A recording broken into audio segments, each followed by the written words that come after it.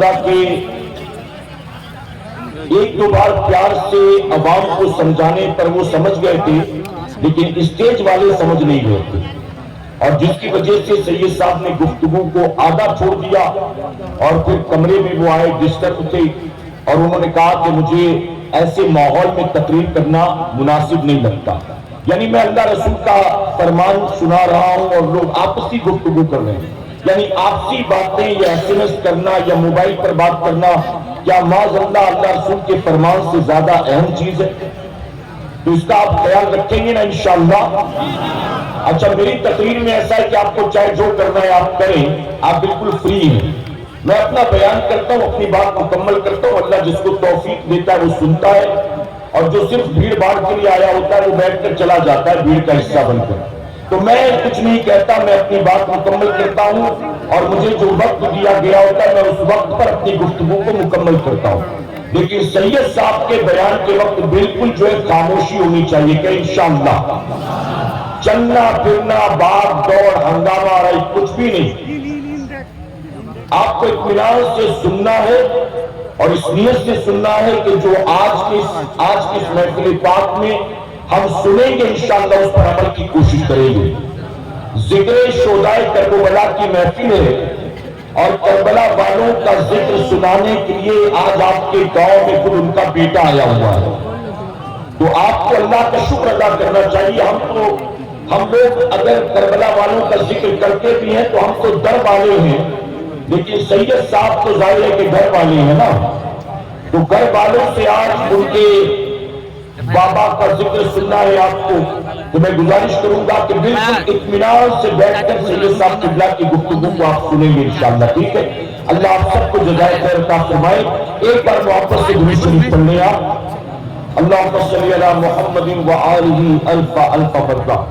میرے پیارے آقا علیہ الصلوۃ والتسلیم کے ترجمانوں، میں نے قرآن مقدس کی جس آیت کریمہ کی تلاوت کا شرف حاصل کیا اس کا مفہوم ہے بے شک نماز روکتی ہے بے حیائی اور بری بات سے. اللہ رب العزت نے اس آیت کریمہ کے ذریعے نماز کی دو برکتوں کا ذکر فرمایا. ایک سب سے پہلی چیز ہے نماز بے حیائی سے روکتی ہے، اور دوسرا نماز روکتی ہے بری بات سے یعنی برائی سے. اور میں علماء کی موجودگی میں یہ بات ذمہ داری کے ساتھ کہوں گا، آج ہماری سوسائٹی میں یہ دونوں چیزیں بہت عام ہو چکی ہیں. عورتوں میں بے حیائی، بے غیرتی، بے پردگی عام ہے، اور مردوں کے اندر طرح طرح کی برائیاں عام ہیں. میرے پیارے آقا کے پیروانوں، اللہ نے فرمایا کہ نماز بے حیائی اور بری بات سے روکتی ہے. پھر آخر مسلمانوں کے اندر بے حیائی اور برائی کیوں سر پائی جاتی ہے؟ ریزن کیا ہے؟ تو جانتے اس کا سب سے بڑا ریزن یہ ہے کہ چونکہ ہماری اکثریت نماز پڑھتی نہیں. مسلمانوں کے مور دین 90% لوگ، یا اگر کہوں تو غلط نہیں ہوگا، مور دین 95% لوگ بے نمازی. تو جب بندہ مسلمان ہو کر بھی نماز کے قریب نہیں جائے گا تو کیا نماز کی برکتیں وہ حاصل کر سکتا ہے؟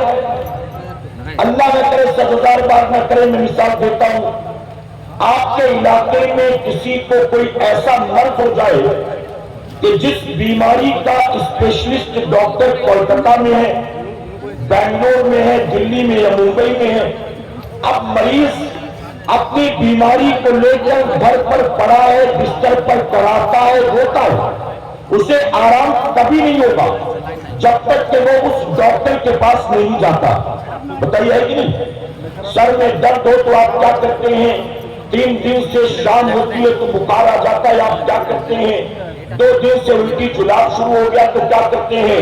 آپ بیماری کو لے کر گھر میں پڑے نہیں رہتے، بلکہ بیماری سے شفا کے لیے فوراً ڈاکٹر کے پاس جاتے ہیں، اور ڈاکٹر دوائیاں دیتا ہے تو آپ کا مرض دور ہو جاتا ہے. میرے پیارے آقا علیہ الصلوۃ والتسلیم کے پیروانوں، پتہ یہ چلا کہ اگر مریض کو مرض سے نجات چاہیے تو اسے اس مرض کا علاج کرانا ہوگا، اور علاج کے لیے اس کو ڈاکٹر کے پاس جانا ہوگا. بس اسی طرح سے مسلم معاشرے کے اندر اگر بے حیائی اور برائی عام ہو چکی ہے اور آپ چاہتے ہیں کہ ہمارے معاشرے سے بے حیائی اور برائی کا خاتمہ ہو جائے، تو اس کی خاطر اللہ نے آسان نسخہ عطا کر دیا، اور وہ آسان سا نسخہ کیا ہے؟ رب کا وعدہ ہے بندے تو نماز کی پابندی کر، نماز پڑھنا تیرا کام ہے، اور تجھے بے حیائی برائی سے بچانا یہ نماز کا کام ہے۔ اگر ہم نماز نہیں پڑھیں گے تو کیا نماز کی اس برکت سے ہم فائدہ حاصل کر سکتے ہیں؟ میرے پیارے آقا علیہ الصلوۃ والتسلیم کے پیروکاروں، اگر کوئی بندہ تسبیح لے کر بیٹھے اور اس پر نماز نماز نماز نماز کا ورد کرے، نماز نہ پڑھے، تو نماز کی برکتیں حاصل کر سکتا ہے؟ اور ایک بات اور عرض کر دوں، نماز ہر عاقل بالغ مسلمان مرد و عورت پر فرض ہے۔ شہر کے رہنے والے بھی جانتے ہیں، گاؤں دیہات کے لوگ بھی جانتے ہیں، پڑھے لکھے بھی جانتے ہیں، بے پڑھے لکھے بھی جانتے ہیں، مال و دولت والے بھی جانتے ہیں، غریب غربا بھی جانتے ہیں۔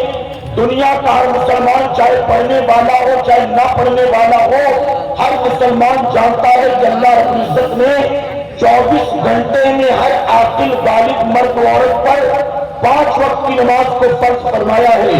آپ بتائیے کہ ہماری بے حسی کا عالم کیا ہوگا، ہماری اولاد کی نافرمانی کا عالم کیا ہوگا کہ اللہ رب العزت نے ہر عاقل بالغ مسلمان مرد و عورت پر 5 ایک دن کے اندر 24 گھنٹے میں 5 وقت کی نماز کو فرض کیا، لیکن مسلمان نماز پڑھنے کے لیے تیار نہیں۔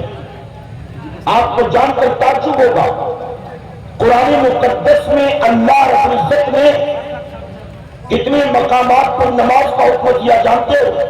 تقریباً 700 مقامات پر۔ کتنے مقام پر؟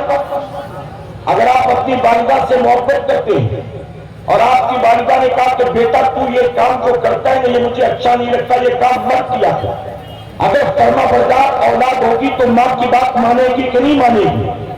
اگر ابا کے فرما بردار اور اطاعت گزار ہے، ابا نے کہہ دیا آج کے بعد اس لڑکے کے ساتھ مجھے نظر مت آنا، باپ سے محبت ہے تو باپ کی بات مانو گے کہ نہیں مانو گے؟ آپ بتائیے اگر بیوی کوئی فرمائش کرتے آج آتے آئس کریم لے آنا، میرا 2 دن سے بہت جی چاہتا ہے آئس کریم کھانے کا، تو بیوی کی خواہش کو پورا کریں گے کہ نہیں کریں گے؟ اگر آپ کی اولاد یہ کہے کہ ابا اس بار عید میں وہ کپڑا لوں گا میں، تو اپنی اولاد کی خواہش کو پورا کریں گے کہ نہیں کریں گے؟ آپ کو یہ پتا ہے کہ پیر صاحب کو کھانے میں کیا پسند ہے، پیر صاحب کو پینے میں کیا پسند ہے، پیر صاحب کو پہننے اوڑھنے میں کیا پسند ہے۔ اگر آپ کے پیر صاحب آپ کو کوئی بات کہتے ہیں تو پیر صاحب کی بات مانتے ہیں کہ نہیں مانتے؟ میرے پیارے آقا علیہ السلام تسلیم کے پیروکاروں، اپنے جیسے انسانوں کی بات ماننے کو تیار ہو، ماں باپ کی محبت میں ماں باپ کی بات مانو گے، اولاد کی بات مانو گے، اپنی بیوی کی، استاد کی، پیر و مرشد کی بات مانو گے، لیکن وہ تو ساری کائنات کا خالق ہے، ساری کائنات کا مالک ہے، وہ کسی بات کا حکم 1-2 مرتبہ نہیں، 100-200 مرتبہ نہیں، بلکہ 700 مرتبہ دیتا ہے۔ اللہ کسی بات کا حکم 700 مرتبہ دے اور پھر بھی ہم اس کی بات نہ مانیں، تو بتائیے سوئے زمین پر ہم سے بڑا بھی کوئی نافرمان ہو سکتا ہے؟ اگر بیٹا باپ کی بات نہ مانے تو باپ کہتا ہے آج کے بعد میں میرے لیے مر گیا۔ اگر بھائی بھائی کی بات نہ مانے تو بھائی کہتا ہے آج کے بعد تیرا میرا کوئی لینا دینا نہیں۔ اگر بیٹا ماں کی بات نہ مانے تو ماں کہتی ہے ایسی نافرمان اولاد ہونے سے تو اچھا کہ میں باندھ رہتی۔ غلط تو نہیں کہہ رہا ہوں؟ پیر صاحب کسی بات کا حکم 1 بار 2 بار 3 بار دے، آپ نہ مانے تو پیر کی بات نہ مان کر پیر کے چہیتے مرید بن جائیں گے۔ پیر صاحب کہیں گے یہ بڑا فرما برداروں کا جال بچھانے والا کون ہے؟ آپ کے جسم کو صحیح، آپ کے جسم میں بھی کھویا ہوا وقار دوبارہ عطا کرے گا، لیکن شرط یہ ہے صرف جشن غریب نواز منانے والے مت بنو، صرف غریب نواز کی کرامات کو سننے والے مت بنو، مشن غریب نواز کو سمجھنے کی کوشش کرو، تعلیمات غریب نواز کو سمجھنے کی کوشش کرو۔ غریب نواز کے کھڑاؤں کو اڑتا دیکھتے ہو، غریب نواز کا مدینہ منورہ سے پیدل سفر کر کے ہندوستان آنا نظر نہیں آتا، غریب نواز اگر اپنے کوزے میں انا ساگر کو بھرتے ہیں وہ نظر آتا ہے، غریب نواز کا روزہ رکھنا نظر نہیں آتا، غریب نواز کا جوگی چیتال کا مقابلہ کرنا نظر آتا ہے، غریب نواز کی راتیں نظر آتی، غریب نواز کا تقویٰ نظر نہیں آتا، غریب نواز کا سجدہ نظر نہیں آتا۔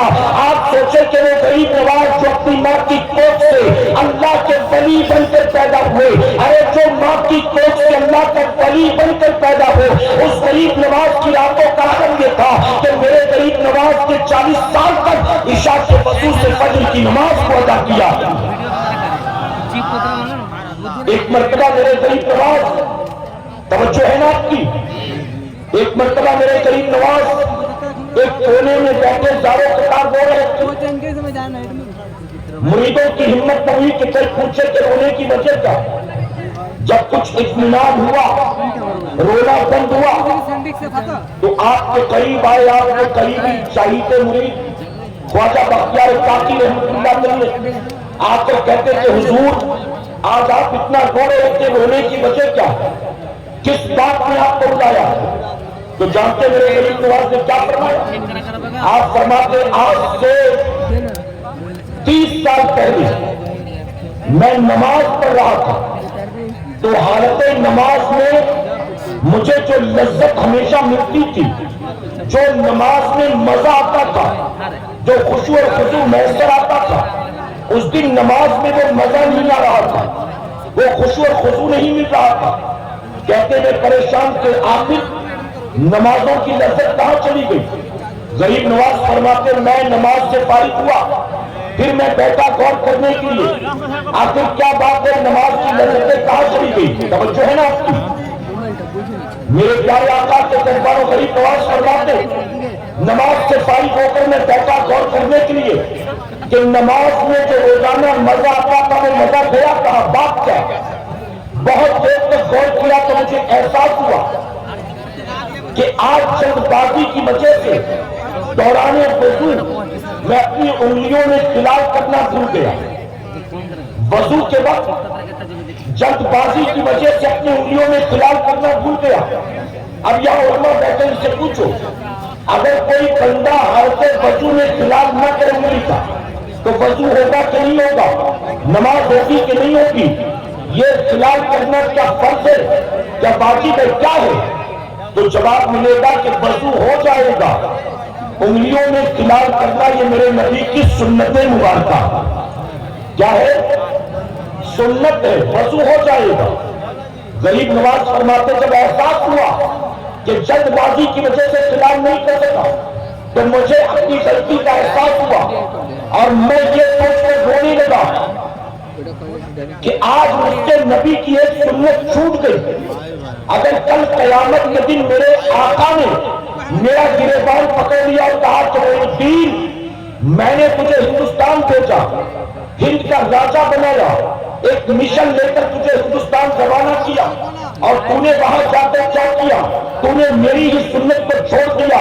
غریب نواز کہتے کہ جب مجھے اس بات کا احساس ہوا اس ایک سنت کے چھوڑنے کی وجہ سے اگر قیامت میں میرے آقا نے میری پکڑ کر دی تو پھر میں کیا جواب دوں گا؟ کہتے 30 سال پہلے غلطی ہوئی تھی، لیکن جب بھی وہ بات یاد آتی ہے میں یہ سوچ کر رونے لگتا ہوں کہ کاش میرے حال پر میرے نبی کو رحم آ جائے اور میرے آقا مجھے معاف کر دے اور قیامت میں آقا میری پکڑ نہ کرے۔ اے مسلمانوں، یوں ہی کوئی گٹکا زردہ ماوا کھاتے کھاتے غریب نواز نہیں بن گیا، جھاڑ پھونک کرتے کرتے کوئی غریب نواز نہیں بن گیا، گٹکا پی پی کے کوئی غریب نواز نہیں بن گیا، کوئی پیری مریدی کر کر کے غریب نواز نہیں بن گیا۔ اگر اللہ نے یہ مقام عطا کیا ہے تو اس مقام کے پیچھے وجہ کیا ہے؟ غریب نواز کہتے 30 سال پہلے سنت جلد بازی کی وجہ سے غلطی سے رہ گئی تھی، جب بھی غلطی یاد آتی ہے رونے لگتا ہوں کہ کاش میرے نبی کو مجھ پر رحم آ جائے اور میرے نبی مجھ کو معاف کر دے۔ اگر قیامت میں انہوں نے میری پکڑ کر دی اور کہا تم نے میری سنت کو چھوڑا تو میں کیا جواب دوں گا؟ اے خوش عقیدہ سنی مسلمانوں، غریب نواز کی چھٹی منانے والے ذرا سوچو، ہمارے امام سے ایک سنت غلطی سے رہ جائے تو غریب نواز 30 سال تک روتے نظر آتے ہیں، اور غریب نواز کی چھٹی منانے والا، ان سے پاک میں جا کر چادر چڑھانے والا اور غریب نواز کے اس کے نام پر نہ جانے کیا کیا رسم و رواج کرنے والا روزانہ اٹھ کر صبح چہرے سے داڑھی مڈاتا ہے تب اسے نبی کی سنت یاد نہیں آتی، جب وہ گالیاں دیتا ہے تب اسے احساس نہیں ہوتا کہ یہ حرام اور ناجائز ہے. جب ماں باپ کو جھڑکیاں دیتا ہے تب اسے احساس نہیں ہوتا کہ یہ ناجائز و حرام ہے. جب دوسروں کے بہو بیٹیوں پر گندی نظریں ڈالتا ہے, سیٹیاں تالیاں بجاتا ہے, تو احساس نہیں ہوتا کہ یہ ناجائز و حرام ہے. اے سرکار مدینہ کے کہنے والوں, ہم نبی کی 12ویں بھی مناتے ہیں, غوث پاک کی 11ویں بھی مناتے ہیں, ہم غریب نواز کی 6ویں بھی مناتے ہیں, ہم کربلا والوں کے نام پر ماہ محرم میں نہ جانے کون کون سی رسمیں کرتے ہیں, ہم بزرگان دین کا اس سے پاک بھی مناتے ہیں. ہم یہ ساری چیزیں رسمی طور پر کر کے گزر جاتے ہیں, لیکن اللہ کے برگزیدہ بندوں کی تعلیمات کو ہم سمجھنے کی کوشش نہیں کرتے, ان کی حیات طیبہ کا مطالعہ کرنے کی ہم کوشش نہیں کرتے. اور ہمارے جلسوں میں جب ہم آتے ہیں تو جلسوں میں بھی آتے ہیں تو لگتا ہے جیسے کانوں کے چسکے کے لیے آئے ہیں, محض انٹرٹینمنٹ کے لیے آئے ہیں, محض بھیڑ بھاڑ کا حصہ بننے کے لیے آئے ہیں. میرے پیارے آقا کی صلاۃ و تسلیم کے پیغمبروں, غریب نواز نے 40 سال تک عشاء کے وضو سے فجر کی نماز کو ادا کیا. اگر غریب نواز کے واقعی عاشق ہو, آج اس محفل سے اٹھنے سے پہلے طے کر لینا, ہمارے غریب نواز نے 40 سال تک عشاء کے وضو سے فجر کی نماز کو ادا کیا ہے. ہم بھی وعدہ کرتے ہیں ہم روزانہ عشاء کے وضو سے عشاء ادا کریں گے اور فجر کے وضو سے انشاءاللہ فجر ادا کریں گے.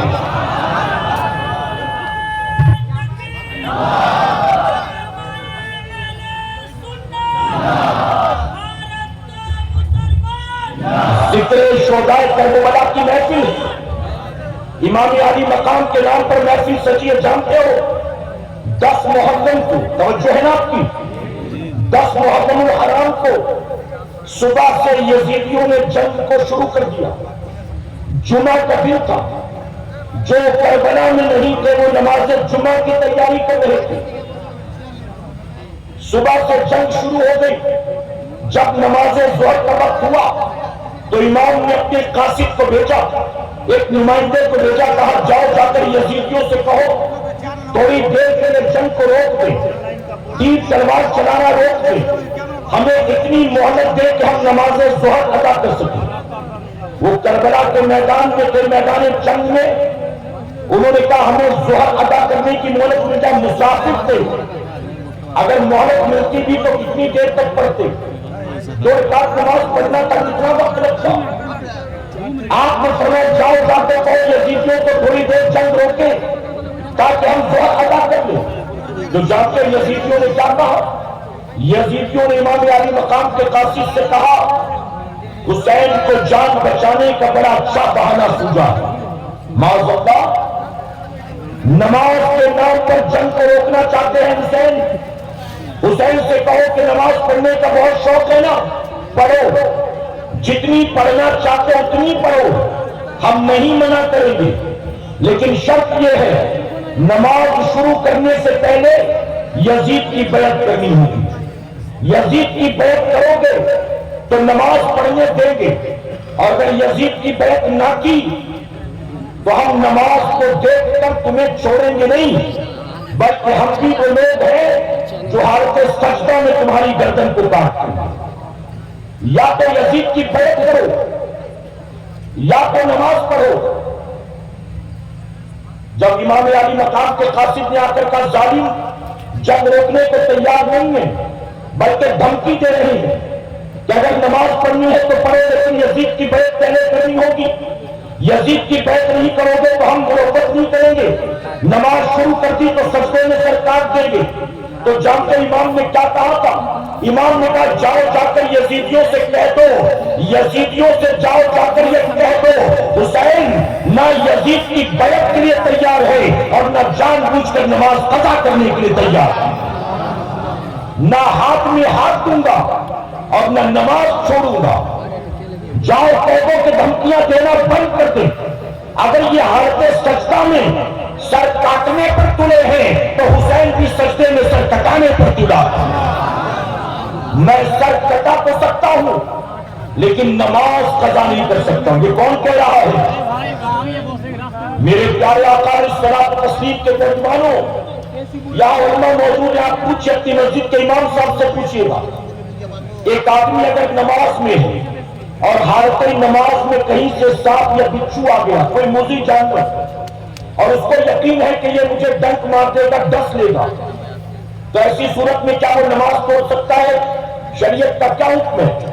تو آپ کو پتا چلے گا شریعت کی اجازت ہے کہ وہ نماز توڑ کر اسے مارے اور اپنی جان بچائے۔ اس وقت جان بچانا فرض ہے، نماز بچانا نہیں۔ اس کو مارو، جان بچاؤ، اور پھر اپنی نماز بھی ادا کرو۔